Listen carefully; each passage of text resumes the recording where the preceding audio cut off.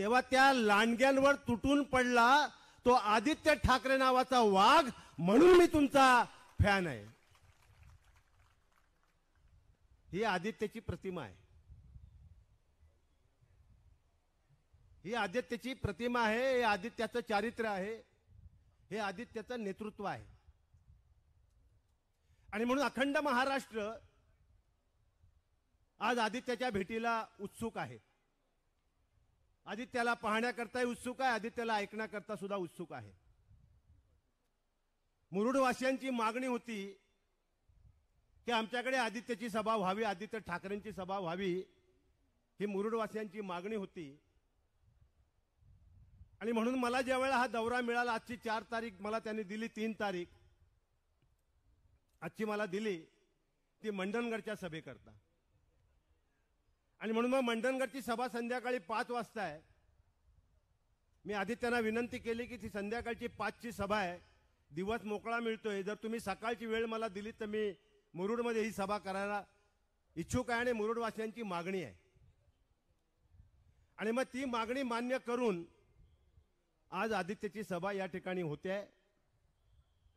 आज संपूर्ण महाराष्ट्रभर या गद्दारांच्या विरोधामध्ये, मग गेलेले आमदार असोत किंवा खासदार असोत, या सगळ्या गद्दारांच्या विरोधामध्ये आदित्य ठाकरे हे मैदानामध्ये उतरलेले आहेत.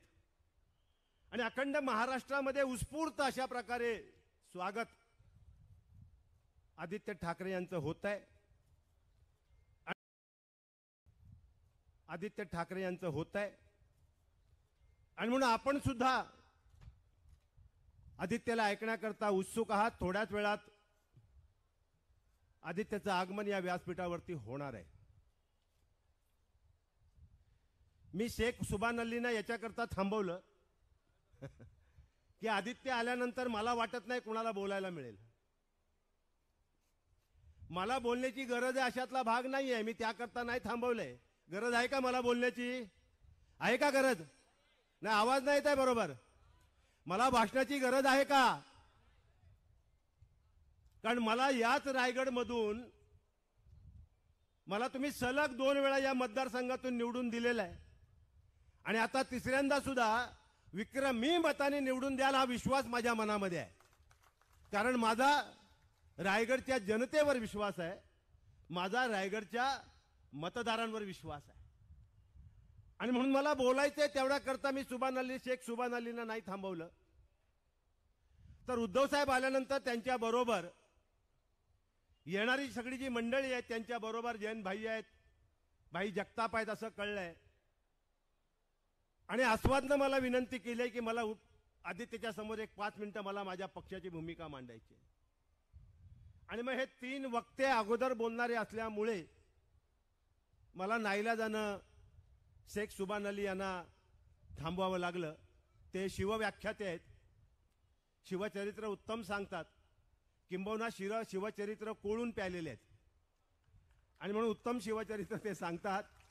एखादं व्याख्यान आपण स्वतंत्र करू वाटल्यास निवडणुकीच्या नंतर, विजयाचं व्याख्यान आपण ठेवू पाहिजे शेख सुभान अलीचं. बरोबर ना? आणि म्हणून मला आज नाईलाजानं त्यांना या ठिकाणी थांबवावं लागलं.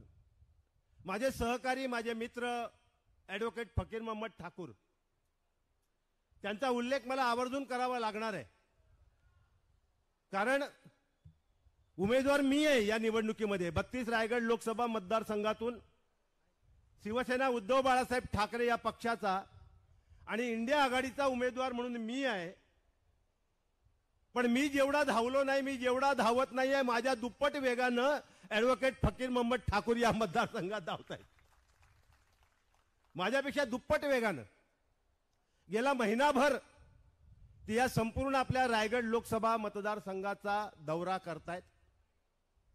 आणि सर्वसामान्य मतदारांना, सर्वसामान्य जनतेला ही निवडणूक किती महत्वाची आहे, या निवडणुकीतून आपल्याला काय साध्य करायचंय, कोणतं संकट या देशावर येऊ पाहतंय, आणि जर ते संकट वाचवायचं असेल तर आज आम्हाला, तुम्हाला, मला सर्वांना जात पात धर्म पंथ भाषा प्रांत विरहित सर्वांना एक होण्याची आवश्यकता आहे.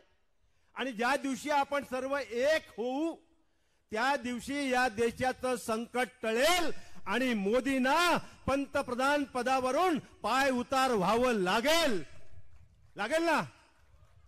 मग हे कोण करणार आहे? कुणी करायचंय? आपण करायचं ना. हे आमच्या मुस्लिम भगिनी समोर बसल्या आहेत, आपण करायचंय ना. हे आपण जबाबदारी आहे, आपली जबाबदारी आहे. आणि म्हणून या निवडणुकीच्या दरम्यान मी ज्यावेळेला प्रचाराला फिरत होतो, माझे प्रचाराचे दौरे सगळीकडे सुरू होते. या दौऱ्याच्या दरम्यान मला अनेक ठिकाणी पत्रकार गाठतात आणि वेगवेगळ्या प्रकारच्या माझ्या मुलाखती घेतात. मला एका पत्रकाराने विचारलं की गीते साहेब, या निवडणुकीबद्दल तुम्हाला काय वाटतं? तुम्ही या निवडणुकीचं वर्णन कुठल्या शब्दात कराल?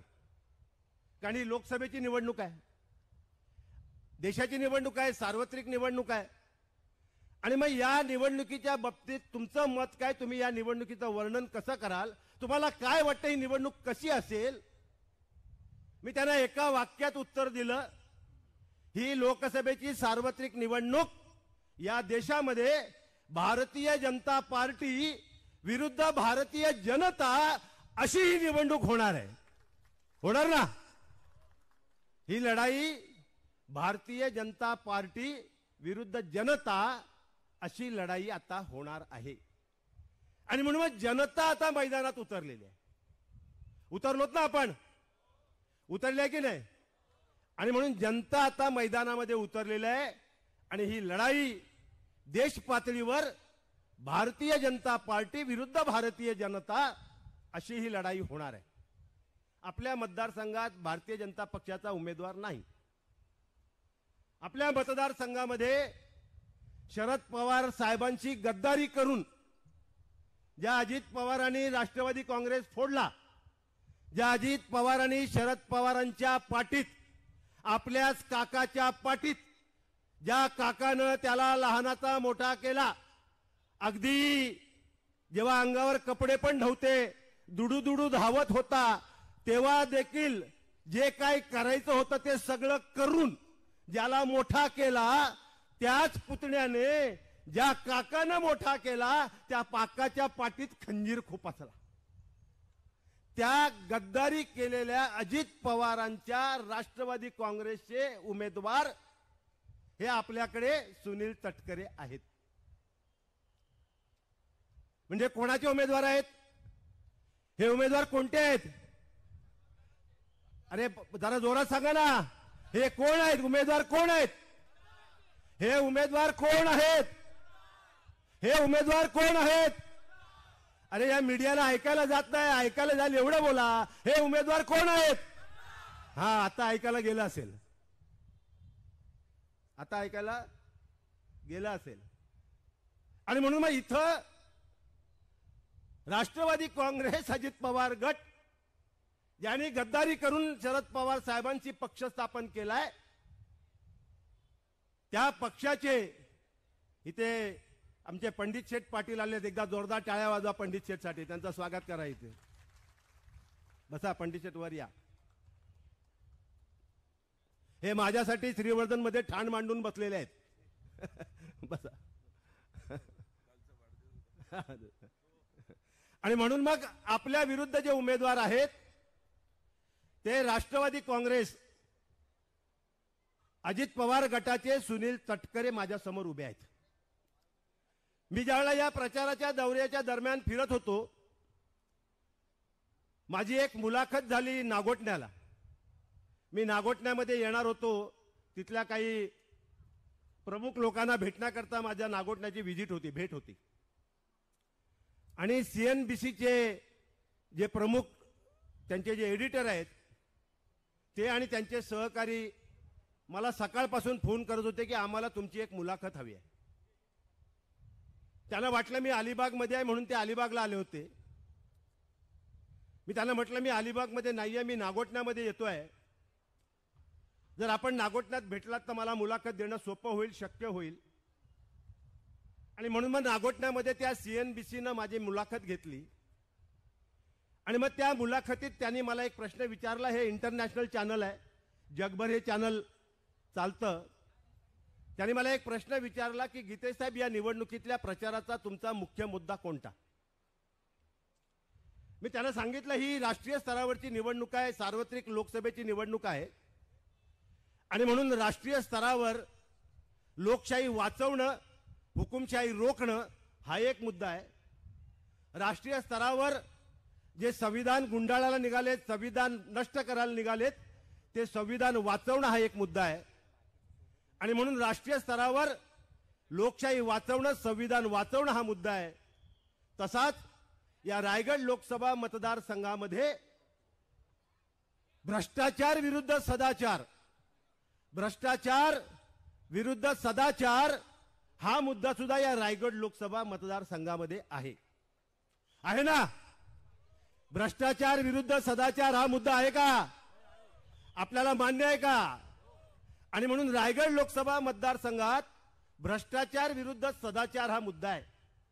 मी असं म्हटल्याबरोबर त्या पत्रकारानं मला प्रश्न विचारला, तुम्ही तटकरेंवर भ्रष्टाचाराचे आरोप करताय. म्हणाले, तुम्ही सुनील तटकरेंवर, तुमचे प्रतिस्पर्धी उमेदवार आहेत, त्यांच्यावर भ्रष्टाचाराचा आरोप करताय. मी त्यांना हात जोडून सांगितलं, मी भ्रष्टाचाराचा आरोप करत नाही.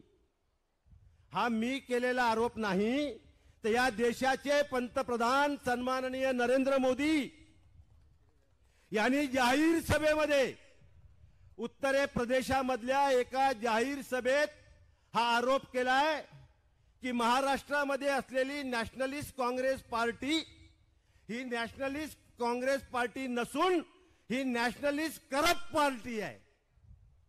हा आरोप आनंद गीतेने नाही केलाय, हा आरोप देशाचे पंतप्रधान नरेंद्र मोदी यांनी केलाय. आणि त्यापुढे ते म्हणाले कि महाराष्ट्र में 72,000 करोड़ का सिंचाई घोटाला. काय म्हणाले? महाराष्ट्र में 72,000 करोड़ का सिंचाई घोटाला.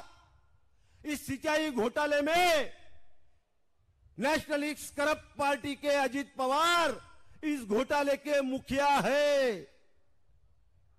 काय म्हणाले की 72,000 कोटींचा जो सिंचन घोटाळा आहे, त्या घोटाळ्याचे प्रमुख हे नॅशनलिस्ट करप्ट पार्टीचे अजित पवार आहेत.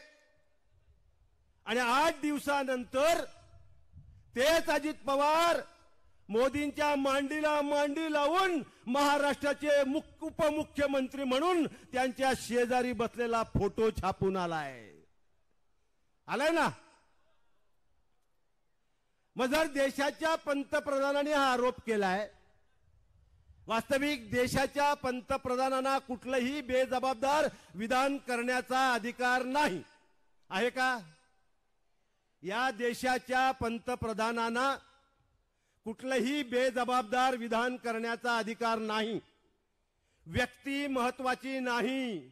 मोदी काहीही बोलू शकतात, पण पंतप्रधान मोदी काहीही बोलू शकत नाहीत. बेजबाबदार विधान करू शकतात का पंतप्रधान? मोदी महत्वाचे नाहीयेत. मोदी ज्या आसनावर बसलेत ते सिंहासन या देशाच्या पंतप्रधान पदाचं सिंहासन आहे. आणि म्हणून मग त्या पदावर बसणाऱ्या व्यक्तीला बेजबाबदार विधान करता येत नाही. आणि म्हणून मोदींनी जबाबदारीने विधान केलंय.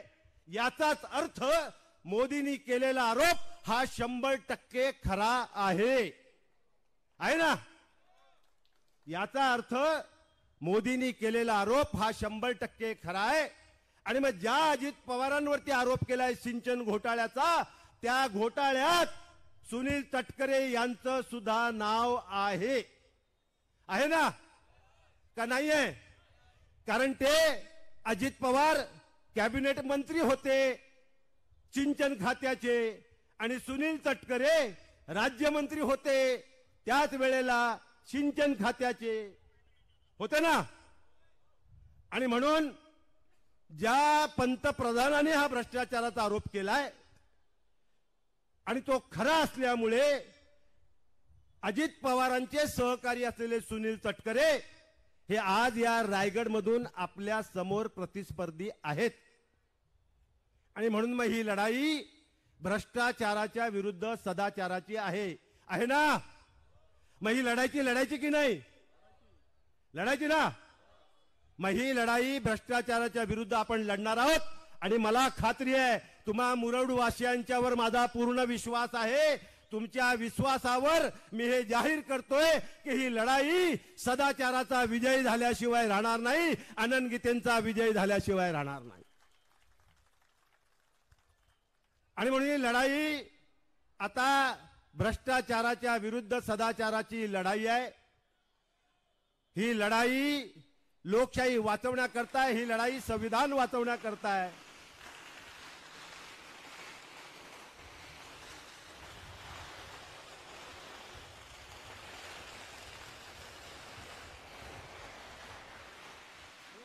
कोणतरी घोषणा देणार, घोषणा चांगली दणदणीत देऊ शकेल असा इंडिया आघाडीची नाही याची.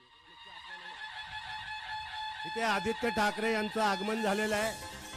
जरा सगळ्यांनी आत या, जे बाहेर आहेत त्या सगळ्यांनी आत या आणि सगळ्यांनी आत या, बाहेर थांबू नका. आता 2च मिनिटांमध्ये आदित्य ठाकरे यांचं आगमन या ठिकाणी होणार आहे व्यासपीठावरती. आपण सगळ्यांनी टाळ्यांच्या गजरात त्यांचं स्वागत करायचं आहे, घोषणांच्या गजरात त्यांचं स्वागत करायचं आहे.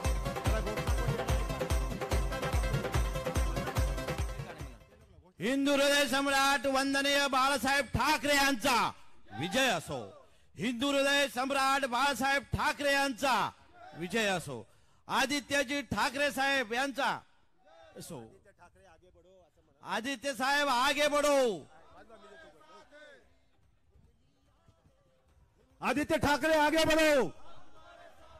आदित्य साहेब ठाकरे आगे बढ़ो. इंडिया आघाडीचा छत्रपती शिवाजी महाराज की हर हर. बघा आदित्य ठाकरे सगळ्यांचं अभिवादन स्वीकारतायत गाडीतून. नुकतंच त्यांचं आगमन या ठिकाणी होणार आहे.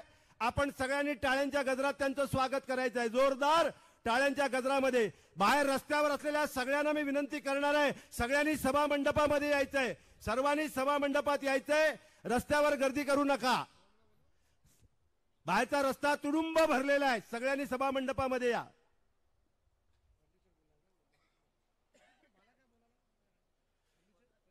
जर आदित्य ठाकरे यांचं टाळ्यांच्या गजरात आपण स्वागत करतो. जोरदार टाळ्यांच्या गजरामध्ये आदित्य ठाकरे यांचं स्वागत करूया.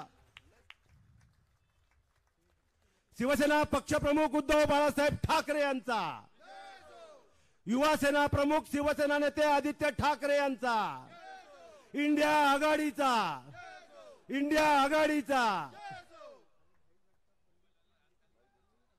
जरा जोरदार टाळ्यांच्या गजरात स्वागत करा. जोरदार टाळ्यांच्या गजरात. नाही रे, इंडिया आघाडीचा बघा. अरे एक पण नाही आपल्यातला कोण घोषणा देणारा, मलाच द्यावे लागतं. या जरा व्यासपीठ या, व्यासपीठावर. छत्रपती शिवाजी महाराजांना पुष्पहार करून आदित्य ठाकरे या ठिकाणी आलो. मी येतो, मी आहे घेऊ देत.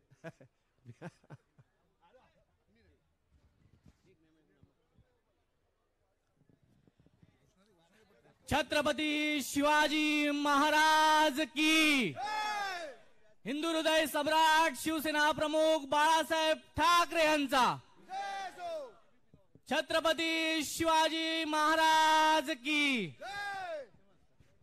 जय भवानी. जय भवानी.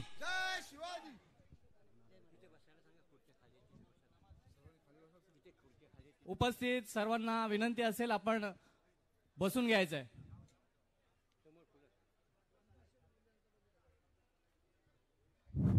हेलो, दरबार रोड में नमाज का टाइम, जमात का टाइम 1:35 में, इसलिए किसी ने जल्दी नहीं करना. 1:35 में दरबार रोड पे जमात का टाइम है जुम्मा की, इसलिए अपने पास 1 घंटा, इंशाल्लाह कोई फिक्र मत करो.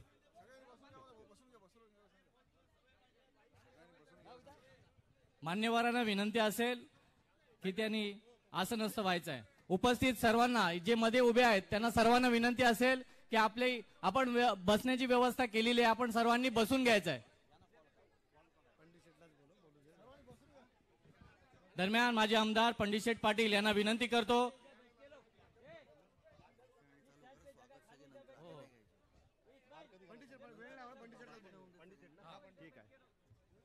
बरं,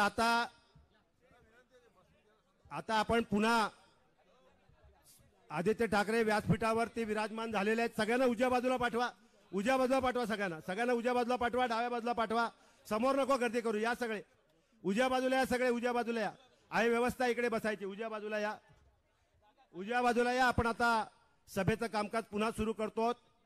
मी माझं भाषण इथंच थांबवतोय आणि विनंती करतोय पंडित शेठ पाटील यांना की त्यांनी या विराट सभेला मार्गदर्शन करावं.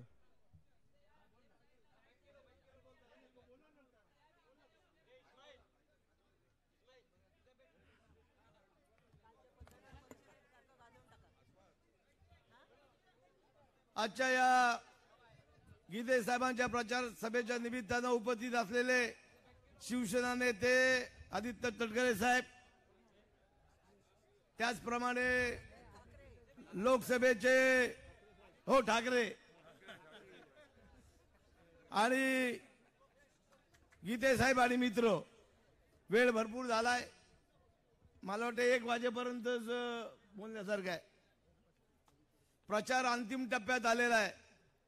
आनंद गीते साहेबांना मतं काय द्यायची हे काय सांगायची मला आवश्यकता नाही, पण खऱ्या अर्थाने निष्ठावंत उमेदवार कसा असावा याचं उत्तम उदाहरण म्हणजे अनंत गीते. अनेक लोक खोके घेऊन गेले, पण त्या खोक्याना लात मारणारा हा कोकणाचा भाग्यविधाता म्हणजे अनंत गीते आहेत माझ्या राजानं. अनेक प्रलोभनाला बळी न पडणारा. आणि गीते साहेबांची ताकद भरपूर आहे. मला आठवते की लोक विकासाच्या नावाने मतं मागतात, पण ज्यांच्यामुळे या रायगड जिल्ह्यामध्ये शिवसेना वाढली ते अनंत गीते इथे आहेत, कारण ते कुणबी समाजाचे आहेत. शेतकरी कामगार पक्षाचं प्राबल्य या मतदारसंघामध्ये होतं, पण अनंत गीते हे महाड आणि रत्नागिरीचे खासदार झाल्यापासून महाड हा पुरोगामी विचारसरणीचा मतदारसंघ शिवसेनेकडे गेला. आणि जे आमदार गीते साहेबांच्या मुळे झाले ते त्यांना प्रश्न विचारतात की गीते साहेबांनी केलं काय. मी भाई जगताप इथे आहेत व्यासपीठावरती, ते आघाडीचे भाई, लक्ष ठेवा, त्यांच्या बाजूला हे तटकरे साहेब बसायचे. पण आदित्य ठाकरे साहेबांना माझी विनंती आहे की या जिल्ह्यामध्ये उद्धव साहेब ठाकरे हे मुख्यमंत्री असताना जो विकास निधी दिलेला आहे त्याच्यावरती हे मार्केटिंग करतात. पर्यटन मंत्री असताना कोकणाला खऱ्या अर्थाने या मंत्री महोदयांनी भरघोस असा निधी दिलेला आहे. आज या रायगड जिल्ह्यामध्ये शेतकरी कामगार पक्ष, शिवसेना, काँग्रेस हे सगळे लोक एकत्र आलेली आहेत. 1-2 मिनिटं जरा.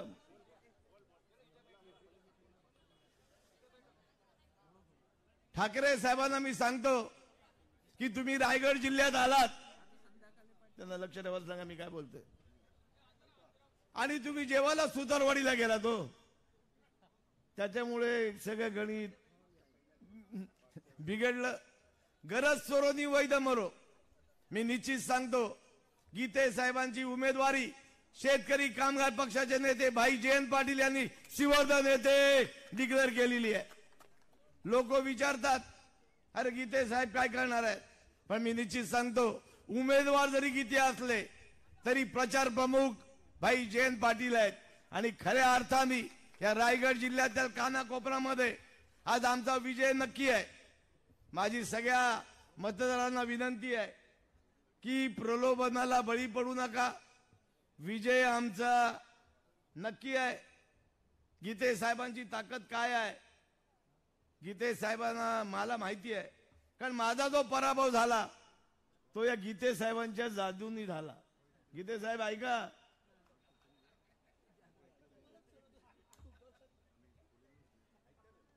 कारण गीते साहेबांची माणूस साधा दिसतोय, पण याची ताकद आहे.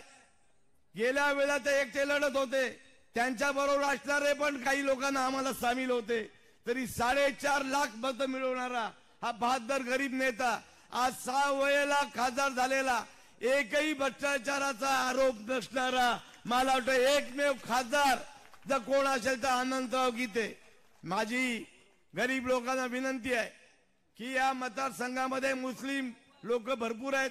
आमच्या अनेक सभा झाल्या, पण मुस्लिम समाजाची उपस्थिती आज लक्षणीय आहे आणि तोच आमचा विजयाचा गाभा आहे। या जिल्ह्यामध्ये कुणबी समाज आहे, मुस्लिम समाज आहे, आगरी समाज आहे, हा आघाडीच्या मागे आहे।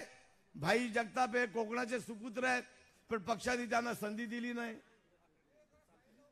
अहो तुम्ही जर पालकमंत्री असता तर आम्हाला हे दिवस आले नसते। तुम्ही पण भलत्यांना पालकमंत्री केलेत ना, आम्हाला त्याचा फटका बसला। पण लक्षात घ्या, मी अधिक न बोलता गीते साहेबांचा विजय हा नक्की आहे। तरी कार्यकर्त्यांनी आपापसात गाफील न राहता 7 तारखेला मशाल या चिन्हावरती बटन दाबून आपला हक्क बजावायचा आहे। मी खात्रीपूर्वक सांगतो, मुरुड तालुक्यामध्ये गीते साहेब आपण दोघं एकत्र आल्यानंतर तुमचा नंबर 1 आहे। आता चिवताई आमचं इकडे ऑर्गनाईज करते, त्यांचा संपर्क आहे। जयंत पाटील स्वतः भाग घेतात। आमचे जिल्हा चिटणीस आस्वाद पाटील यांनी पण आघाडी मारलेली आहे। साहेब 43 डिग्री मध्ये काम करतो, पण खासदार झाल्यानंतर आमच्यावर लक्ष ठेवा एवढीच मी हात जोडून विनंती करतो।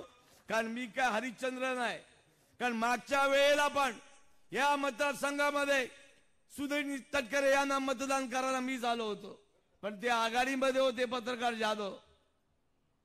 मापात पाप करणार नाही हे बोलणारे तटकरे साहेबांचं माप पण बुडालं। पण मला खात्री आहे की दिलेला शब्द ओरिजिनल शिवसेना, मी आदित्य ठाकरे साहेबांना सांगित की ही आघाडी, मी शेवटचा मुद्दा सांगून माझं भाषण संपवणार आहे। ही जी आघाडी आहे ती हिंदी हृदय सम्राट बाळासाहेब ठाकरे आणि कैलासवासी प्रभाकर पाटील यांनी स्थापन केलेली आहे। आणि रायगड जिल्ह्यात सर्वाधिक लोकप्रिय ही आघाडी नैसर्गिक आहे। माझ्या राजानो, जेव्हा मनोहर जोशी हे महाराष्ट्र राज्याचे मुख्यमंत्री झाले तेव्हा शेका पक्षाचे 6 आमदारांचा पाठिंबा द्यायच्या मीटिंग मध्ये सुरेंद्र म्हात्रे मी त्या ठिकाणी होतो आणि मला निश्चित खात्री आहे त्यावेळेला बाळासाहेब ठाकरे यांनी प्रभाकर पाटील यांना सांगितलं होतं, रे प्रभाकर आपण लाल बावटा आणि भगवा आपण एकत्र येऊया आणि या मंत्रालयावरती आपण आपला झेंडा लावूया। प्रभाकर पाटील आजारी होते, ते जर चांगले असते तर हा बीजेपी पक्ष इथे आला नसता। पण निश्चित पुन्हा एकदा आमची चुकी झाली। गीते साहेब मला पाडायला गेले, मी गीते साहेबांना पाडायला गेलो, दोघंही पडले आणि दोघांच्या भानगडीत तिसऱ्याचा लाभ झालाय। ही साहेब चूक आपल्याला दुरुस्ती मी करणार आहे, नंतर तुमची वेळ आहे, नाहीतर तुम्ही टाटा टाटा करू नका। पण मला निश्चित खात्री आहे, मला निश्चित खात्री आहे आज राष्ट्रवादी काँग्रेस आम्हाला हिणवतोय। आता वेळ कमी आहे म्हणून मी थोडक्यातच बोलतो की शेका पक्ष एवढा, काड्यापेटी एवढा आहे। अरे मग त्याची भीती कशाला वाटते? पण सर्वाधिक अगोदर या इंडिया आघाडीमध्ये भारतीय शेतकरी कामगार पक्षाचे नेते भाई जयंत पाटील यांनी शिवसेनेला पाठिंबा दिला। माझ्या राजानो, आज आमचे विरोधी उमेदवार बोलतात की जयंत पाटलाचा भारतीय शेतकरी कामगार पक्ष खासदारकी लढवत काय नाही। माझं आव्हान आहे त्यांना, जुना मतदारसंघ तयार करा, रायगड, पनवेल, अलिबाग, कर्जत, आणि हेच उमेदवार उभा राहून द्या। जयंत पाटलाला आम्ही उभे करतो आणि कोण निवडून येते ते बघा। आज मताचं विभाजन होऊ नये, मताचं विभाजन होऊ नये म्हणून भारतीय शेतकरी कामगार पक्षाने एकही सीट न मागता संपूर्ण महाराष्ट्रामध्ये आम्ही या आघाडीला मतदान करायचं आव्हान केलेलं आहे। ही आघाडी सर्व धर्म, सर्व जातीभेद बाजूला ठेवून आम्ही संविधान वाचवण्यासाठी ही आघाडी केलेली आहे। निश्चित पुन्हा एकदा या मुरुडची जनता गीते साहेबांवरती प्रेम करते, माझ्यावरती पण प्रेम करते, शेका पक्षावरती प्रेम करते, पण त्या प्रेमाला दुष्ट लागू नये। कोणी जिलब्या लाडू देत असाल तर गीते साहेब सांगतो गाढवाची गोष्ट त्यांनी आज सांगितली नाही, तर लोकांचे पैसे घेऊ नका। ते पैसे भ्रष्टाचाराचे आहेत, पापाचे पैसे आहेत। पण कोणाला मोह झाला तर घ्या, आम्हाला काय त्याचा इलाज नाही। जिलब्या लाडू त्यांच्या घ्या, पण मतदान करताना गरीब उमेदवार, खऱ्या अर्थाने उमेदवार स्वाभिमानी कसा असावा याचं उत्तम उदाहरण म्हणजे अनंतराव गीते आहेत. त्यांच्या मशाल चिन्हावरती बटन दाबून येत्या 7 तारखेला आपला हक्क बजावा. आणि 4 जून रोजी या मुरुडच्या पत्रकारांना मी सांगतो, 4 जूनला जाधव पेजारीला या. करडे तू किती पण फिक्सिंग कर ना, काय पण कर, फिक्सिंग कर. पैसे किती वाटले यांनी मला फोन केला. अरे पंडित शेठ समजलं काय, टोकेकर गाव गेला, डोंगरी गेला, विऊर गेला. अरे कोणाला जायचं असेल तर जाऊन दे, पण हा मुरुड तालुक्यातला मतदार शिवसेनेचा असो, शेका पक्षाचा असो, तो अनंत आणि काँग्रेसचा असो, मनसेचा नाही आपचा असो, तो अनंतराव गीते ह्यानाच मतदान करणार आहे. पुन्हा एकदा मी सगळ्यांना हात जोडून विनंती करतो, अनंतराव गीते हे आघाडीचे लोकप्रिय उमेदवार आहेत, त्यांना जास्तीत जास्त मतांनी विजयी करा एवढं आवाहन करून थांबतो. जय हिंद, जय महाराष्ट्र. धन्यवाद पंडित शेठ. शब्दांना प्रत्यक्ष कृतीची जोड देऊन रंजल्या गांजल्यांच्या भावना जाणणारे लोकाभिमुख नेतृत्व, कामगार नेते, विधान परिषदेतील बुलंद आवाज भाई नाना जगताप यांना विनंती करतो. मला असं वाटतं की तुम्ही नंतर करा हे सगळं, ह्या फॉर्मॅलिटी. आजच्या या प्रचार सभेला, गीते साहेबांच्या प्रचार सभेला उपस्थित असलेले उद्धव बाळासाहेब ठाकरे या ओरिजिनल शिवसेनेचे युवा नेते, आदरणीय आणि माजी मंत्री आदरणीय आदित्यजी ठाकरे, ज्यांच्या प्रचारासाठी आपण इकडे सगळे एकत्र आलेलो आहोत, ते आमचे मित्र, आमचे नेते आणि ज्यांनी 6 वेळा संसद गाजवली, सन्माननीय अनंतराव गीते. आत्ताच पंडित शेठचं आपण ऐकलं, माजी आमदार, माझे मित्र आणि विधानसभेतील आमचे सहकारी संजय पोतनीस, इथे उपस्थित सर्व आदरणीय मंच, ते आमच्या चिवताई, तिकडे आमचा हे सगळे आहेतच. सगळ्यांची नावं घेणं गरजेचं आहे.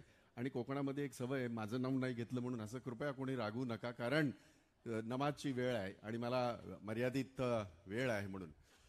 सर्वात प्रथम आपल्या सगळ्यांना संबोधित करण्यापूर्वी छत्रपती शिवाजी महाराज आदरणीय, ज्यांनी या संपूर्ण राज्यामध्ये, देशामध्ये मराठी माणसाला मानाने जिंकण्याचा, मानाने जगण्याचा अधिकार दिला, ते सन्माननीय बाळासाहेब ठाकरे आणि रायगडचे भाग्य विधाते आदरणीय अंतुले साहेब. अर्थात घटनेचे शिल्पकार, तुम्हा आम्हा सगळ्यांचा खऱ्या अर्थाने एक जगभरातलं सगळ्याचं आधारस्थान डॉक्टर बाबासाहेब आंबेडकर, या सगळ्यांना वंदन करतो. आणि आपल्याला हे समजून घेणं गरजेचं आहे, ही निवडणूक आतापर्यंत जेवढ्या निवडणुका आपण लढलात, जेवढ्या निवडणुकांमध्ये मतदान केलात, ते केलंच तुम्ही. ही निवडणूक तशी नाही, हे समजून घेणं गरजेचं आहे. मी फक्त 6 ते 7 मिनिटांमध्ये तुम्हाला एक गोष्ट सांगण्याचा प्रयत्न करणार आहे. ही निवडणूक नाही, हे युद्ध आहे. हे युद्ध आहे. आणि हे युद्ध आपण युद्धाच्या पद्धतीने नाही लढलो तर मी आपल्याला नम्रपणे सांगतो, परत एकदा राक्षस जर डोक्यावर बसला तर डॉक्टर बाबासाहेब आंबेडकरांनी दिलेली घटना तो पायदळी तुडवणारच. तुमचा आणि आमचा मताचा अधिकार सुद्धा छिनला जाणार आहे. इथे निवडणुका होणार नाहीत. हे मी म्हणत नाही, तुम्हाला काहीतरी असं भडकवण्यासाठी म्हणत नाही. जगभरातले जे लोकशाही मानणारे जे लोक आहेत ते म्हणतात आहेत. आणि म्हणून ही निवडणूक नसून हे युद्ध आहे. हे युद्ध कोणासाठी आहे? या देशाचं संविधान बचवण्यासाठी आहे. हे युद्ध कशासाठी आहे? या देशाची लोकशाही वाचवण्यासाठी आहे, तिचं संरक्षण करण्यासाठी आहे. आणि सगळ्यात महत्वाचं, हे युद्ध ज्या गद्दारांनी गद्दारी केले त्यांना तडीपार करण्यासाठी हे युद्ध आहे. आपण लक्षात ठेवा. आमचे नेते माजी मुख्यमंत्री आदरणीय उद्धव साहेबांनी एक अतिशय छान असं वाक्य त्या दिवशी फेकलं, आणि ते वाक्य म्हणजे आपल्या सगळ्यांना इतकं स्फूर्ती देणार आहे. तुम्ही दाढीवाला बाबा बघत असाल, दाढीवाला म्हणजे तुम्ही शब्दशः घेऊ नका कृपया मित्रो. अली मित्रो सोडून दिलं त्यांनी, मित्रो बोलतच नाही. भाई और बहिनो तेही बोलत नाही, कारण त्यांना माहिती आहे आता हे सगळे आता उरावर आलेले आहेत आणि येणार. तुम्ही त्याची चिंता अजिबात करू नका. परंतु तरी सुद्धा मस्ती एवढी सत्तेची की अब की बार 400 पार. आमच्या उद्धव साहेबांनी, आमच्या महाविकास आघाडीने एक नारा दिलेला आहे, तुम्हाला द्यायचा आहे तो, अब की बार भाजप तडीपार. अब की बार, एवढ्या आवाजाने काय तडीपार होणार आहे? अब की बार, अब की बार, अब की बार. आणि यांना तडीपार करायचं असेल आणि गद्दारांना जर धडा शिकवायचा असेल, तुम्हाला 100% मतदान करावं लागेल. माझ्या खास इथल्या सगळ्या मतदारांना, विशेषतः मुस्लिम मतदारांना माझं सांगणं आहे, आणि आपल्या सगळ्यांना ते माहिती आहे. मुस्लिम मतदार म्हणून मी असा काही वेगळा विषय सांगत नाही. आपल्याकडे घरामध्ये 10 मतं असतात, 5च आम्ही त्यातले हे करतो, 5 जातच नाहीत. दुर्दैव असं आहे, मुंबईसारख्या ठिकाणी मी इतकी वर्ष 40-44 वर्ष झाली मला राजकारणामध्ये, आणि काँग्रेसच्या राजकारणामध्ये कुठेही गद्दारी केली नाही, कुठेही गेलो नाही. अगदी शेवटपर्यंत त्या विचाराशी राहिलो आणि शेवटपर्यंत राहणार. आणि म्हणून माझी विनंती आहे तुम्हाला, ही लढाई ही कुठल्या विशिष्ट समाजाची नाही, धर्माची नाही.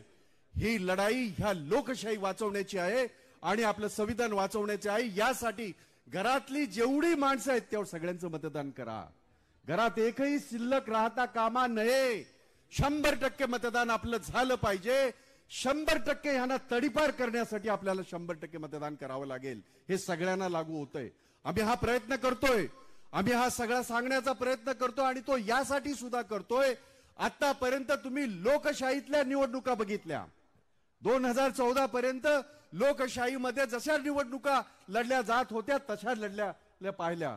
परंतु 2014 नंतर आज या देशामध्ये होणाऱ्या निवडणुका, या निवडणुका नसून ज्यांनी फक्त स्वार्थ स्वार्थ आणि स्वार्थ, ज्यांनी या सगळ्यांना भ्रष्टाचारी म्हणून ठरवलं, त्यांनाच घेऊन हे आज त्या ठिकाणी आपल्या विरोधात लढत आहेत. हे आपल्याला लक्षात ठेवा. गीते साहेबांनी 6 वेळा तुमचं प्रतिनिधित्व केलं, याचा दुसरा अर्थ तुम्ही 6 वेळा निवडून दिलात. मग काय झालं? नेमकं एक बदल झाला, आणि त्या बदलाने कायचं भलं झालं आपलं, हे आता विचार करण्याची वेळ आलेली आहे. बदल हा निसर्गाचा नियम आहे. बदल झाला, परंतु बदल झाल्याच्या नंतर मुरुड कुठे गेलं? आमची ही गावं रायगडातली कुठे गेली? या मतदारसंघातल्या ज्या वाड्या आहेत त्या कुठे गेल्या? त्या तिथंच आहेत. नेते तिथपर्यंत गेलं. आनंद गीते साहेबांनी देशाची संसद गाजवली. गीते साहेब, मला एका गोष्टीचा अभिमान वाटतो, मी आज या निवडणुकीच्या प्रचारासाठी म्हणत नाही, तुमची लोकसभेमधली भाषणं आणि हिंदीचा प्रभाव, वा, नमस्कार तुम्हाला, आणि तुम्हाला खरोखर अभिवादन आहे. हे वस्तुस्थिती सांगतो, कारण आपल्या महाराष्ट्राचं वैशिष्ट्य असं आहे की आम्ही हिंदी भाषा ही फारशी आत्मसात केलेली नाही. या माणसाकडे बघा, या माणसांचं तुम्ही त्यांचं कार्य बघा, याच्यामधलं देशाच्या संसदेमधलं. आणि मग बदल झाल्याच्या नंतर देशाच्या संसदेत किती वेळाला रायगडचं बोललं गेलं, किती वेळेला महाराष्ट्राचं बोललं, किती वेळा हजर राहिले. इथून सुरुवात आहे.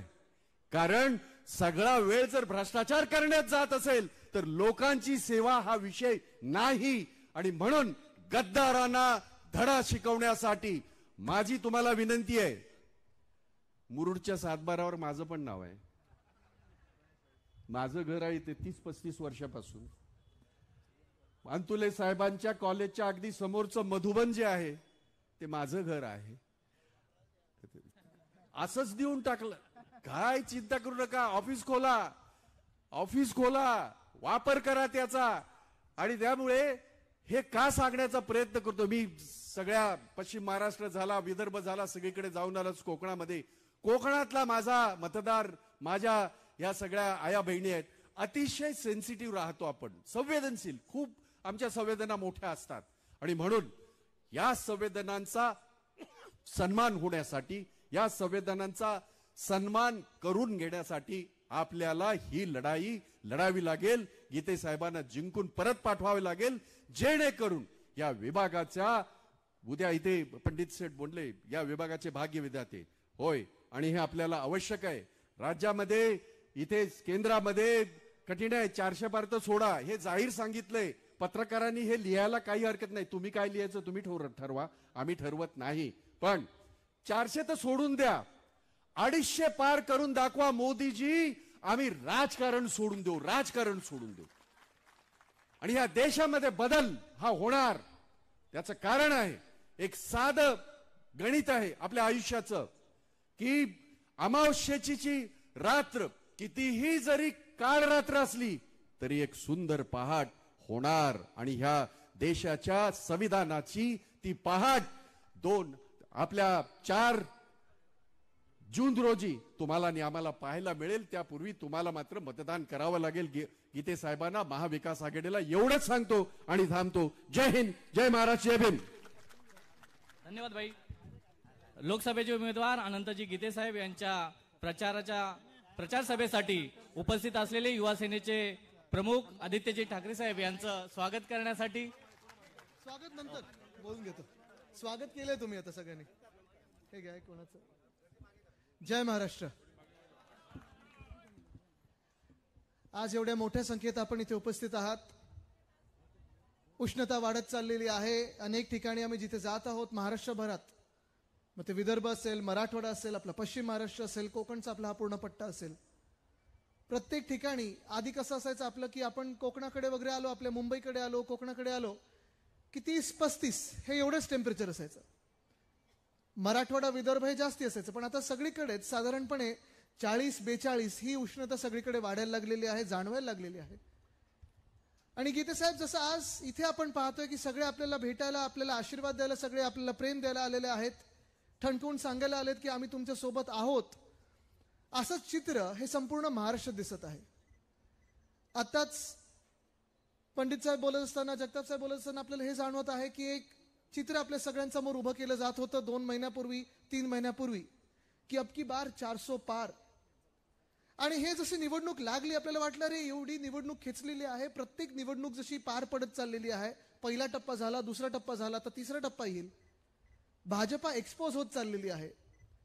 आणि 400 पार काय, हे 200ला तरी पोचतील का, हा प्रश्न आता भारतात सगळे विचारायला लागलेले आहेत. आणि मी खास करून तुम्हाला सांगायला एवढ्यासाठी चाललेलो आहे, कारण अनेकदा आपल्याकडे असे भाजपाचे लोक येऊन सांगतील, या एनडीए मधले, जे एनडीए महायुती बोलतात, ते एनडीए मध्ये कोण कोण आहे जर आपल्याला माहिती असेल तर भाजपा आहे, ईडी आहे, आयटी आहे, सीबीआय आहे, मिंदे गट आहे, फुटलेली राष्ट्रवादी आहे. हे सगळे येऊन तुम्हाला सांगतील तुम्ही शिवसेना उद्धव बाळासाहेब ठाकरे किंवा महाविकास आघाडीला मतदान करू नका, कारण आमचे तर 400 येणारच, तुमचं मत कशाला फुकट घालवतात. त्यांना तुम्ही आज प्रश्न विचारा की हे 400 येणार ते कुठून, ते आम्हाला पहिलं सांगा.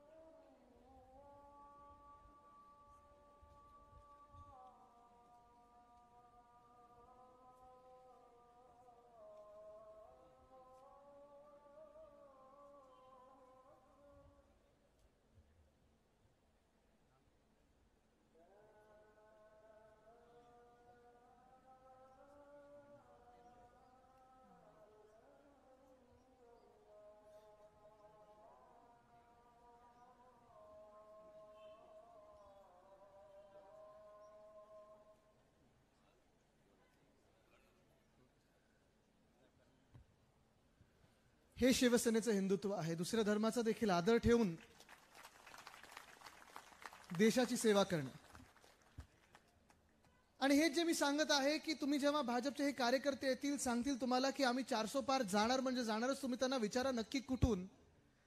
कारण आज जे देशात चित्र दिसत आहे, हे चित्र हे परिवर्तनाचं चित्र दिसायला लागलेलं आहे. काँग्रेसचा एक नारा आहे की भाजप आता साऊथ से साफ आणि नॉर्थ में हाफ. हे खरं होतंय हे आपल्याला दिसायला लागलेलं आहे. जर आपण पाहिलं तर दक्षिण भारतात जर आपण पाहिलं तर एकही राज्य असं नाही जिथे भाजपाचे 1-2 सोडून जास्ती कुठेही खासदार निवडून येऊ शकतात. ना केरळमध्ये एक सुद्धा येणार, ना तामिळनाडूमध्ये येणार आहे, आंध्र नाही, तेलंगणा नाही, कर्नाटक नाही. आणि तसंच जर आपण उत्तर भारतात पाहिलं, मध्य भारतात पाहिलं तर अनेक ठिकाणी वेगळ्या वेगळ्या राज्यांमधून जे रिपोर्ट यायला लागले, मग IB चे रिपोर्ट असतात, तुमचे सर्व्हेज असतात, मीडियाचे रिपोर्ट असतात, हे सगळे सांगतायत की काहीतरी वेगळं घडत आहे. पहिल्यांदा ह्या 10 वर्षामध्ये परिवर्तन होणार, ह्या देशात परिवर्तन होणार म्हणजे होणार. आणि कदाचित नाही तर हमखासपणे इंडिया आघाडीचं सरकार हे दिल्लीत बसणार, ह्याचे वारे आता वाहू लागलेले आहेत. आणि म्हणून जेव्हा आपण पाहतो लडाखमध्ये असेल, जम्मू काश्मीरमध्ये असेल, भाजप कदाचित सीट लढवणारच नाही अशी परिस्थिती झालेली आहे. ज्या जम्मू काश्मीरमध्ये, ज्या लडाखमध्ये आपल्याला सांगायचे की बघा आम्ही लडाखला एक वेगळं राज्य बनवणार, त्यांना केंद्रशासित केलं गेलं होतं. आणि त्या केंद्रशासित राज्यामध्ये 5 वर्ष होऊन जास्ती झालेली आहेत, निवडणुका झाल्या नाहीयेत, मुख्यमंत्री पदाची अजून निवडणूक झाली नाहीये, राज्य अजून त्यांना बनवत नाहीयेत. लडाखी लोक आज रस्त्यावर उतरलेले आहेत आणि भाजपाची नामुष्की एवढी झालेली आहे की तिथून त्यांना उमेदवार सापडत नाहीये. जे भाजपाचे तिथे खासदार होते त्यांनी जनतेत जाऊन जनतेची माफी मागितली की ते स्वतः भाजपाचे खासदार होते एका काळी. त्यांनी सांगितलं की मला माफ करा की मी भाजपासाठी प्रचार केला होता, पण पुन्हा ते आता करणार नाही. राजस्थानमध्ये आपण पाहत असाल, उत्तर प्रदेशमध्ये आपण पाहत असाल, मला काल परवाकडेच कळलं की उत्तर प्रदेशमध्ये 54-55 पेक्षा जास्ती सीट भाजपा घेत नाहीये. आणि म्हणून जर आपण हे खरोखरचं चित्र पाहायला लागलो तर देशभरात आपण विचारू शकतो ते ना की तुम्ही नक्की 400 आणताय कुठून. कदाचित अमेरिकेतून असेल, कदाचित कुठच्या तरी दुसऱ्या देशातून असेल, चंद्रावरनं तुम्हाला 400 येऊ शकतात. पण ह्या भारत देशात 400 काय 300 काय 200 सीट येऊ शकत नाहीत. आणि तुम्हाला अजून एक सांगतो की महाराष्ट्रात देखील जास्तीत जास्ती जागा या महाविकास आघाडी घेऊन येणार म्हणजे येणारच. हे चित्र स्पष्ट झालंय की यांचे 400 नाहीये, त्यांचं सरकार बनत नाही. भाजपाचे नेते जे आज 2 महिन्यापूर्वी 400 पार बोलत होते, आता काय बोलायला लागलेत. मध्ये मग ते मोदी सरकार बोलायचे, मग भाजपा सरकार बोलायला लागले. गीते साहेब आता भाजपा सरकार पण नाही, आता ते सांगतात आता एनडीएचं आम्ही सरकार आणू. एनडीएवर आलेले आहेत, आता मित्रपक्ष आठवायला लागलेले आहेत, आता उद्धव साहेबांबद्दल प्रेम आठवायला लागलेले आहे, आता सगळ्या आठवणी जुन्या या जागे झालेल्या आहेत. पण एवढे 2-2.5 वर्ष जर आपण पाहिलं असेल तर महाराष्ट्राचा जो छळ चालला होता, महाराष्ट्राचा जो अन्याय चालला होता, तोच अन्याय रोखायला आणि ते बदलायला आपण आता पुन्हा एकदा या लढाईत आलेलो आहोत. ही लढाई फार महत्वाची आहे. ही लढाई आपल्या सर्वांना माहिती आहे की लढाई हा देश विरुद्ध भाजप, लोकशाही विरुद्ध भाजप, संविधान विरुद्ध भाजप ही अशी होत चाललेली आहे. तुम्हाला ठरवायचं आहे तुम्ही कुठच्या बाजूने उभे राहणार आहात. ही लढाई आता प्रत्येकाची झालेली आहे. ही लढाई नुसतं दिल्लीत प्रधानमंत्री कोण बनणार, ह्या देशाचा प्रधानमंत्री कोण बनणार ह्याची नाहीये. ही लढाई तुम्ही कोणाला मतदान करणार आणि तुमच्या गावासाठी, तुमच्या जिल्ह्यासाठी, तुमच्या तालुक्यासाठी, तुमच्या मतदारसंघासाठी तुम्ही काय नक्की निवडणार आहात ह्याची लढाई ती झालेली आहे. जेव्हा हे स्पष्ट होत चाललेलं आहे की भाजपचं काही खरं वाटत नाहीये, हे देशभरात चित्र दिसायला लागलं. आज आपण पाहतोय हा जो प्रचार सुरू झालेला आहे, मग अगदी त्यांचे सर्वोच्च नेते असतील भाजपाचे, ते अनेक वेगळे वेगळे जिल्हा स्तरावर जे काही त्यांचे मंत्री, महामंत्री वगैरे बोलत असतात, नाही पदं घेऊन फिरत असतात, ह्यांचा आता प्रचार आपण पाहत असाल तर प्रचार ह्याच्यावर नाही गेले की 10 वर्षात आम्ही काय कामं केली.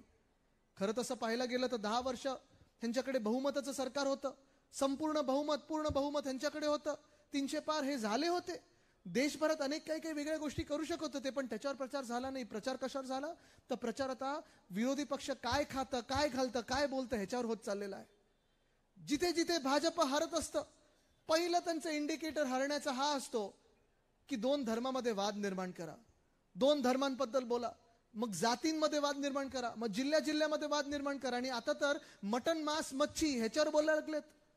मला तुम्ही सांगा, आपल्या या रायगडमध्ये मच्छी नाही खायची तर काय खायचं? मग तुम्ही थांबणार का मटन, मांस, मच्छी खाण्याचं?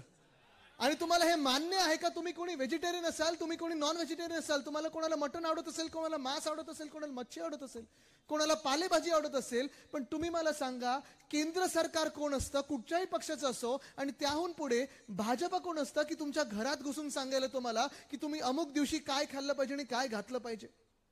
पण आज चर्चा 10 वर्षाच्या ह्या सरकारनंतर, 10 वर्षाच्या ह्या महासत्तेनंतर ना कोणी ह्याच्यावर बोलत आहे की 2 कोटी रोजगार प्रत्येक वर्षी आपल्याला मिळणार होते, तरुणांना मिळणार होते. त्याच्यावर भाजपाकडून एक तरी शब्द आलाय का कानावर ऐकलंय कोणी? शेतकऱ्यांचं उत्पन्न दुप्पट होणार होतं. आज कोणी ते शेतकरी बसलेत का ज्यांचं उत्पन्न 2022 पर्यंत दुप्पट झालेलं आहे? भेटले तुम्हाला? नाही, पण भाजप हे जे आहे ते खरं तुम्हाला सांगतो, भाजपाची यशोगाथा ह्याच्यातच आहे की आपल्याला सगळ्यांना इथे वाटत असेल की भले माझ्या खात्यात 15 लाख आले नाहीत, पण इथे कोणाच्या तरी खात्यात 15 लाख आले असतील. आले कोणाच्या खात्यात? इथे प्रत्येकाला वाटत असेल मला स्वतःला मिळालं नाही, पण ह्या इकडच्या समोर बसलेल्या लोकांमधून कोणाला तरी प्रधानमंत्री आवास योजनेत घर मिळालं असेल 2022 पर्यंत. आले कोणाला घर? आले? आणि हाच मूळ प्रश्न आहे की आज जे भाजप प्रचार करत आहे, मटन मांस मच्छी असेल, विरोधी पक्ष काय घालत असेल, हिंदू मुस्लिमवर असेल, तुम्ही मला सांगा ज्या व्यक्तींनी, ज्या लोकांनी, ज्या पक्षांनी 10 वर्ष ह्या सरकारनी चालवले आहेत, ह्या देशावर राज्य केलेलं आहे, त्या पक्षांनी मटन मांस मच्छीवर बोलावं का? त्यांनी हिंदू मुस्लिमवर बोलावं का? त्यांनी जाती जातीमध्ये तेढ निर्माण करण्याचा प्रयत्न करावा का? ओ हिम्मत असेल तर येऊन चर्चा करा आमच्यासोबत. या लोकांमध्ये येऊन सांगा की 2016 साली तुम्ही जी नोटबंदी आणली होती, डिमॉनिटायझेशन नावाचा एक काही प्रकार आणला होता, लोक इथे रांगेत उभे होते, आपण पाहिलं असेल बँकेच्या समोर अनेक लोकांचे मृत्यू झाले अशाच उन्हात राहून उभे. पण आज तो काळा पैसा, त्या नोटा खोट्या, त्या खऱ्या झाल्यात का ह्या कोणालाच माहिती नाही. या देशामध्ये नोटबंदीचा फायदा इकडे जनतेला कोणाला झालाय का कोणालाच माहिती नाहीये.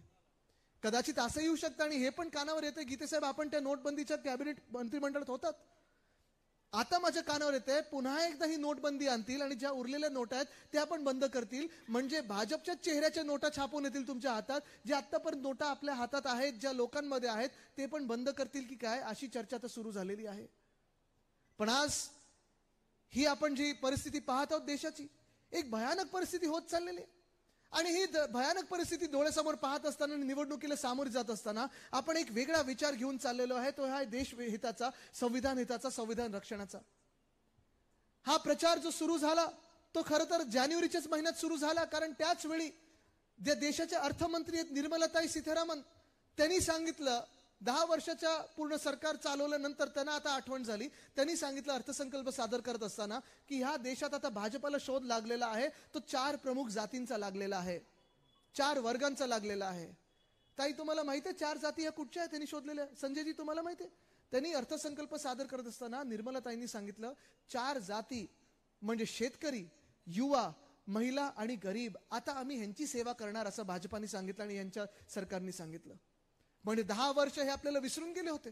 10 वर्ष ह्यांना शेतकरी दिसले नाहीत, 10 वर्ष ह्यांना महिला दिसले नाहीत, 10 वर्ष ह्यांना युवा दिसले नाहीत, 10 वर्ष ह्यांना गरीब दिसले नाहीत.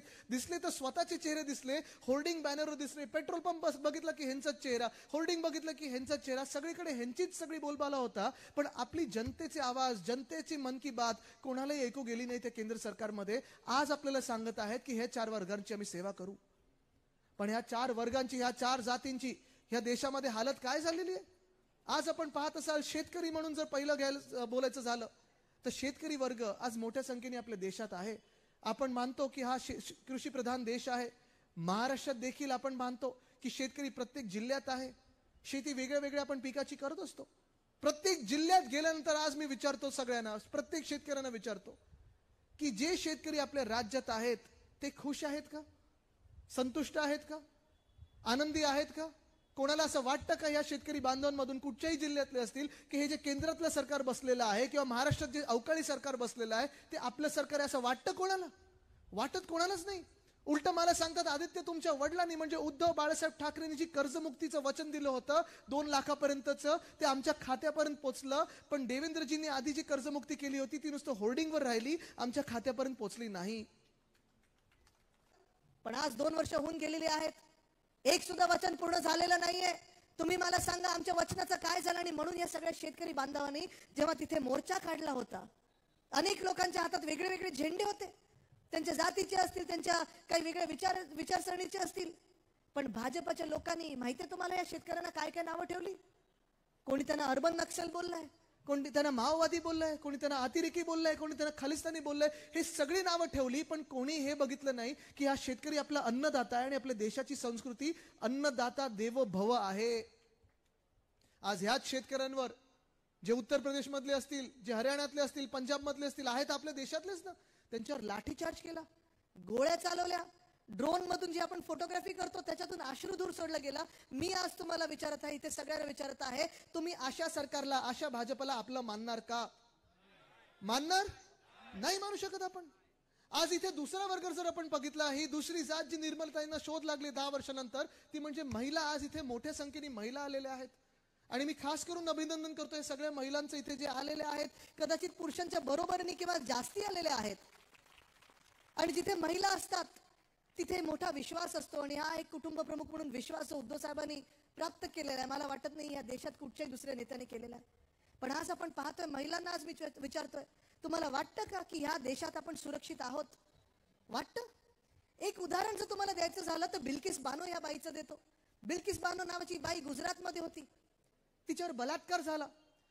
जी व्यक्ती बलात्कार करत होती, जे लोक तिचा बलात्कार करत होते, तिच्या मुलीला तिच्या समोर तिचा बलात्कार होत असताना डोळ्यासमोर चिरडून मारून टाकलं. हे भाजपाचे लोक होते. हे झाल्यानंतर कोर्टाने सजा सुनावली, त्याच लोकांना जेलमध्ये टाकलं गेलं. मागच्या वर्षी जेव्हा गुजरातची निवडणूक होती, त्याच लोकांना भाजपच्या सरकारने बाहेर आणलं. जे बलात्कारी होते त्यांना बाहेर आणलं जेलमधून, त्यांची आरती ओवाळली, त्यांच्या गळ्यात हार टाकले आणि प्रचार फेरीत फिरवलं. अशा भाजपाच्या सोबत तुम्ही उभे राहणार का? सुरक्षित वाटतं आपल्याला कोणाला? आपली जी संस्कृती, आपल्या शिवसेनेचं जे हिंदुत्व आहे, वंदनीय हिंदू सम्राट बाळासाहेब ठाकरेंची आपली शिकवण दिलेली आहे की बिल्किस बानोची जातपात धर्म कुठचाही असो, त्या बलात्कारांचा जातपात धर्म कुठचा असो, बलात्कारांना फाशी झालीच पाहिजे, हे आपल्याला आपल्या वंदनीय हिंदू सम्राट बाळासाहेब ठाकरेंनी शिकवलेलं आहे. ह्याला बोलतात शासन, ह्याला बोलतात सरकार. पण आज आपण पाहतोय, बिल्किस बानोची केस असेल की दुसऱ्या बाजूला तो रेवण्णा, लाज वाटते नाव घ्यायला. अनेक लोकांचे त्यांनी रेप केले, मास रेप केलेले आहेत, पळून गेले आपल्या देशातून. अनेक लोकांना जे यांचे विरोधी पक्षातले असतात, विरोधी दलातले असतात, जसं ईडी, आयटी, सीबीआय मागे लागतं, कुठूनही जगभरातून आणू शकतं, तसं आज रेवण्णाच्या मागे केंद्र सरकार का नाही लागले? फक्त आणि फक्त ते जेडीएसचे आहेत किंवा एनडीए मध्ये आहेत किंवा तुमच्या भाजपच्या नेत्यांनी त्यांचा जाऊन प्रचार केला होता म्हणून तुम्ही त्यांना परत आणत नाहीत का? पण आज आपण पाहतो ही परिस्थिती महिलांची जी आहे, महिला सुरक्षेची जी आहे, ती देशभरात अशीच झालेली आहे. आपल्याच मंत्रिमंडळात बघा, या महाराष्ट्राच्या मंत्रिमंडळात बघा, 2 असे मंत्री आहेत. एक मंत्री ज्यांनी सुप्रियाताईंना टीव्हीवर जाऊन घाणेरड्या शिव्या दिल्या होत्या, चॅनलवर जाऊन घाणेरड्या शिव्या दिल्या होत्या. खरं तर त्यांची हकालपट्टी तिकडच्या तिकडेच झाली पाहिजे होती, पण त्याच मंत्र्यांना प्रमोशन मिळालं आणि आज मुख्यमंत्र्यांच्या मांडीला मांडी लावून बसत आहेत. तुम्ही अशा भाजपला मतदान करणार? तुम्ही अशा गद्दारांना मतदान करणार? आज आपण पाहतोय दुसरे मंत्री आहेत ह्याच मंत्रिमंडळात ज्याच्यावर बलात्काराचे आरोप झाले, घाणेरडे आरोप झाले. त्या रेवण्णापेक्षा तसेच घाणेरडे आरोप झाले होते. त्यांना उद्धव साहेबांनी त्या मंत्र्यांची हकालपट्टी केली होती, मंत्रिमंडळातून एका मिनिटात काढून टाकलं होतं. पुन्हा एकदा या मिंदे सरकारमध्ये मंत्री म्हणून आपल्या डोक्यावर बसलेले आहेत. तुम्ही ह्या भाजपसोबत जाणार का? तुम्ही ह्या मिंदे सरकार सोबत जाणार का? जाणार तुम्ही ह्या घड्याळासोबत? कारण जर आपल्याला महिलांचा आदर करायचा असेल, तो आदर आपल्याला महिला सुरक्षेपासून सुरू होतो. चला दाखवा आम्ही काय करतो आणि तुम्ही काय करताय, हेच चर्चा करायची असेल तर भाजपाने रेवण्णा असेल किंवा ते बिल्किस बानोचे बलात्कारी असतील, त्यांना अजून फाशीवर का नाही चढवलं? हा प्रश्नाचं जेव्हा उत्तर मिळेल तेव्हा मला सांगू शकीन मी की ह्या देशात महिला सुरक्षित आहेत. पण इंडियाचं जेव्हा सरकार येईल तेव्हा ह्यांना फाशी देणार आपण. आज तिसरा वर्ग, कारण मला जास्ती वेळ घ्यायचा नाही, ऊन चढत चाललंय, जेवणाची वेळ देखील झालेली आहे. मला माहिती आहे आपण जेवले पण नसाल. जेवण झालंय का तुमचं? नाश्ता वगैरे नाही झालंय मला माहिती आहे. नाही, नाश्ता वगैरे ठीक आहे, पण जेवणाची वेळ पाळणं गरजेचं आहे. कार्यकर्त्यांनी देखील उन्हाताणात जास्ती स्ट्रेस घेणं गरजेचं नाहीये. पण तिसरा वर्ग जो आहे तो आहे युवा. अनेक जिल्ह्यांमध्ये मी जेव्हा जातो तेव्हा मी विचारत असतो तरुणांना की तुम्हाला वाटतं का की तुम्ही शेती करावी? आणि आज खास करून हा युवा वर्ग फार महत्वाचा. आपली युती जी आहे, आपली आघाडी जी आहे, त्याच्यात शेतकरी, कामगार पक्ष आणि शिवसेना उद्धव बाळासाहेब ठाकरे. तसं पाहायला गेलं तर आपण कामगारांबद्दल आणि शेतकऱ्यांबद्दल सतत बोलत आलोय, म्हणजे आपली विचारधारा एकच आहे. तसं पाहिलं गेलं तर कामगार हित असेल, शेतकरी हित असेल, त्याच्यात युवा हा फार मोठा वर्ग आहे. आज आपण पाहतोय अनेक तरुणांना मी विचारतो तुम्हाला शेतीत यावंसं वाटतं का, शेती करावीशी वाटते का? आणि ते मला सांगतात नाही आदित्यजी आम्ही शेती करणार नाही. आमचे कदाचित वडील करतात, काका करतात, आजोबा करतात, पण आम्ही शेती घेऊच शकत नाही, कारण शेतमालाला ह्या सरकारला भाव दिलेला नाहीये. खताचे भाव वाढत चाललेले आहेत, आम्हाला शेती परवडणार नाही. मग विचारतो मी तुम्हाला की दुसरा मग तुमच्याकडे पर्याय काय असतो? आणि ते सांगतात आदित्यजी दुसरा पर्याय म्हणजे आम्ही शिकलेलो आहोत, आम्हाला वाटतं आम्हाला जॉब मिळतील. आज मी तुम्हाला विचारत आहे की जॉब मार्केटमध्ये जॉब उपलब्ध गेल्या 2-2.5 वर्षात नवीन महाराष्ट्रात झाले आहेत का? झाले आहेत कधी? महाविकास आघाडीच्या काळात कोविडचं अर्थचक्र बंद पडलं असताना, कोविडचा काळ असताना महाविकास आघाडी म्हणून आपण सगळ्यांनी मिळून आपल्या राज्यात 6.5 लाख कोटीची गुंतवणूक आणली, कारण त्यांचा विश्वास हा महाविकास आघाडीवर होता विश्वास. पण गेल्या 2-2.5 वर्षामध्ये मिंदे सरकारमध्ये आपण पाहतोय एकामागोमाग एक प्रत्येक उद्योग गेलाय कुठच्या राज्यामध्ये? कुठच्या राज्यामध्ये गेलाय? गुजरातमध्ये गेलाय. गुजरातची माझं काही वैयक्तिक भांडण नाहीये. जे गुजरातला मिळालं पाहिजे ते मिळायलाच पाहिजे, जे आसामला मिळालं पाहिजे ते मिळायलाच पाहिजे, केरळच्या हक्काचं ते तिथे गेलंच पाहिजे. मणिपूर शांत झालं आणि शांत केलं. युक्रेन मधला वॉर हे थांबवू शकतात, मणिपूरमध्ये ते शांतता आणूच शकतात. जर शांतता आली तर तिथे पण ते गेलं पाहिजे. पण मला राग ह्या गोष्टीचा आहे, तो मला दुःख ह्या गोष्टीचं आहे की ज्या आपल्या इकडच्या तरुणांच्या हक्काचा आहे तो हक्काचा घास घेऊन गुजरातच्या घशात जेव्हा घालतात तेव्हा मी तिथे उभा राहणार, आडवा म्हणजे राहणारच. किती गोष्टी आपल्या महाराष्ट्रातून गेलेल्या 2-2.5 वर्षामध्ये. मला भीती हीच वाटायला लागलेली आहे की हे तिकीट वाटप जे महायुतीत झालंय तो पण गुजरातमधून झालंय की काय? आज इकडे मी तुम्हाला विचारते, आपण सगळे पेपर वगैरे तर वाचतच असाल. 2022 साली जो उद्योग, मोठा उद्योग आपल्या राज्यात येणार होता, तळेगावमध्ये आपण आणणार होतो, तो वेदांता फॉक्सकॉनचा. कमीत कमी 1 लाख तरुणींना आपल्या राज्यात नोकऱ्या मिळाल्या असत्या, प्रत्येक जिल्ह्यातून मिळाल्या असत्या. त्याचसोबत 160 छोट्या मोठ्या क्लस्टर इंडस्ट्रीज आल्या असत्या. आपलं सरकार असताना नितीन राऊत साहेब होते, सुभाष देसाई साहेब होते, मी स्वतः डॅव्होसला जाऊन बोलणी करून आलो होतो आणि तो उद्योग आपल्या राज्यात येणार म्हणजे येणारच होता. सरकार बदललं, गद्दारी झाली आणि ती आपल्याच सोबतच नाही तर महाराष्ट्रासोबत झाली. या भाजपच्या सरकारनी, मिंदे सरकारनी वेदांता फॉक्सकॉन पाठवला कुठे? गुजरात. मेडिकल डिव्हाइस पार्क आपण आपल्या छत्रपती संभाजीनगरमध्ये, ऑरिक सिटीमध्ये आणणार होतो, पाठवला कुठे? बलड्रग पार्क आपण रोह्यामध्ये आणणार होतो, रायगडमध्ये आणणार होतो, पाठवलं कुठे? एअरबस टाटा मिहानमध्ये येणार होतं, नागपूरमध्ये येणार होतं, पाठवलं कुठे? नागपूर जवळच अमरावतीच्या आसपास आपण रिन्युएबल एनर्जी इक्विपमेंट पार्क आणणार होतो, पाठवलं कुठे? वर्ल्ड कपची फायनल आपण वानखेडेत आणली असती, पाठवली कुठे? नाही काय मला ऐकू नाही आलं, काय बोललात? -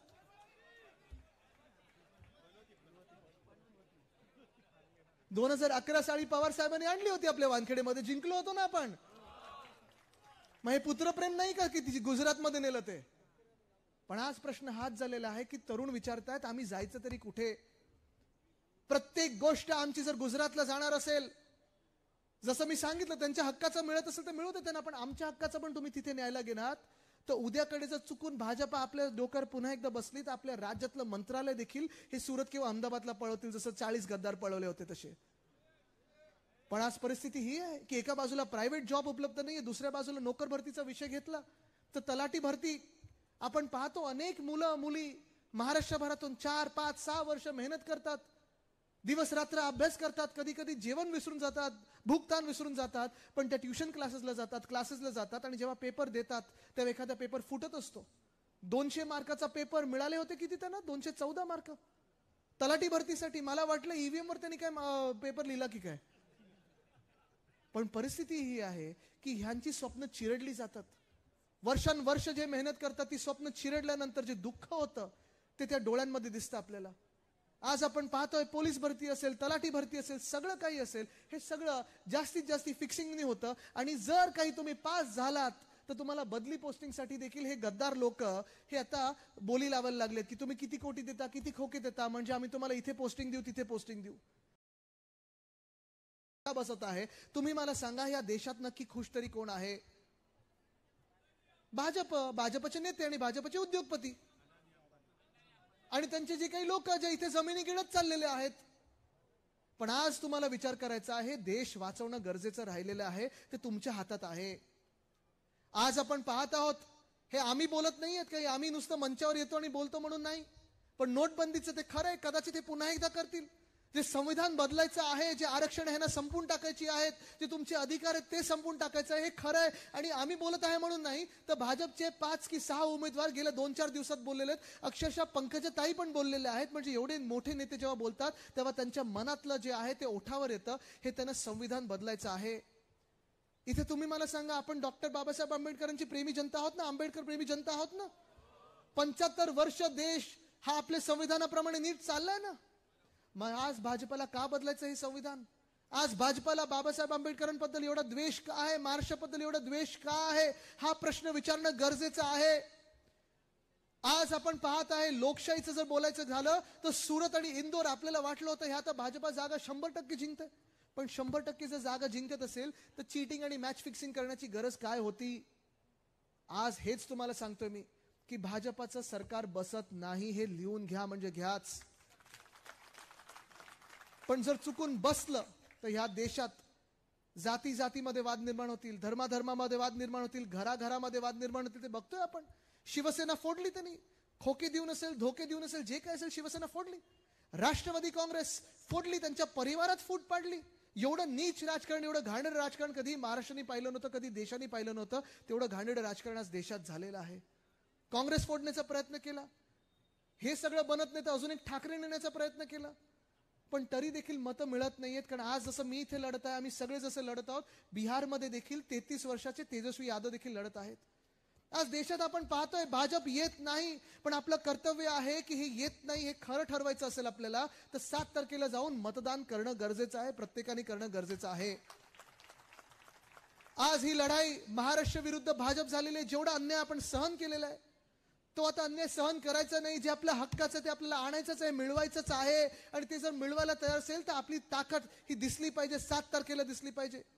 गीते साहेब, आपण कदाचित म्हणजे मी पाहतोय ही गद्दारी झाल्यानंतर 20 वर्ष आपण तरुण झालेले आहात. आणि खरंय म्हणजे मी अनेक वर्ष त्यांना पाहत आहे. मंत्री असताना देखील अनेकदा मी त्यांच्याकडे गेलो होतो. फेम 1 फेम 2 ची पॉलिसी त्यांच्याकडून बदलून घेतली होती आपल्या महाराष्ट्राचा फायदा करण्यासाठी आणि इलेक्ट्रिक व्हेकलचा फायदा करण्यासाठी. पण एक सुद्धा डाग त्यांच्यावर कधी लागला नाही. कोणी सांगितलं नाही की हा माणूस काम करत नाही किंवा भ्रष्ट आहे. गीते साहेब जसे काम करत आहेत, काय त्यांच्या हिंदीबद्दल आणि त्यांचं तिकडे आहे वर्चस्व वेगळं दिल्लीत. पण आपल्याला ठरवायचं आहे की आपली जी युती आहे, आपली जी महाविकास आघाडी आहे, शेकाप आहे, काँग्रेस आहे, राष्ट्रवादी काँग्रेस शरदचंद्र पवार साहेबांची आहे आणि शिवसेना उद्धव बाळासाहेब ठाकरे पक्ष, आपण हा महाराष्ट्रासाठी लढणार आहोत की नाही? आपण आपल्या संविधानासाठी लढणार आहोत की नाही? आपण आपल्या लोकशाहीसाठी लढणार आहोत की नाही? तुमची जी ताकद आहे ना, कोणालाही अडवं करू शकते. दिल्लीची कितीही मोठी महाशक्ती असली अडवं करू शकते. जर तुमची ताकद बघायची असेल तर हात वरती करा आणि हात दाखवा, सगळे मनगत दाखवा. ही ताकद आहे. जरा आजूबाजूला बघा, ही ताकद आहे.